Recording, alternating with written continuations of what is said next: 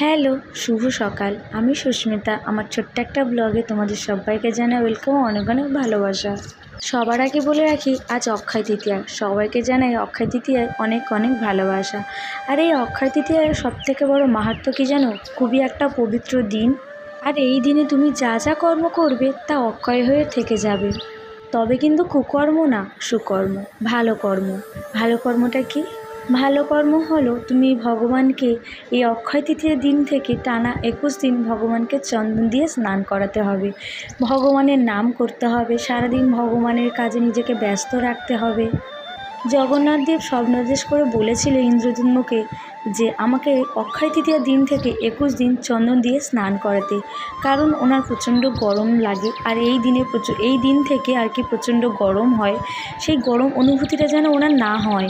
কিন্তু ভগবানের কি গরম লাগে? ভগবানের গরম লাগে না। ভক্তের ভালোবাসা পাওয়ার জন্য ভগবান কত কিনা লীলা করে থাকেন। চন্দনেতে কী দিয়ে স্নান করাতে হবে? ঘি, মধু, অগরু, তারপরে কর্পূর, গোলাপ জল, আতর, এগুলোকে সমস্ত কিছু একত্র করে মিশ্রণ করে নিয়ে ভগবানের চরণে, ভগবানের গায়ে সুন্দর করে লেপে দিতে হবে। দুপুরবেলা ভগবানকে স্নান করিয়ে সুন্দর বস্ত্র পরাতে হবে।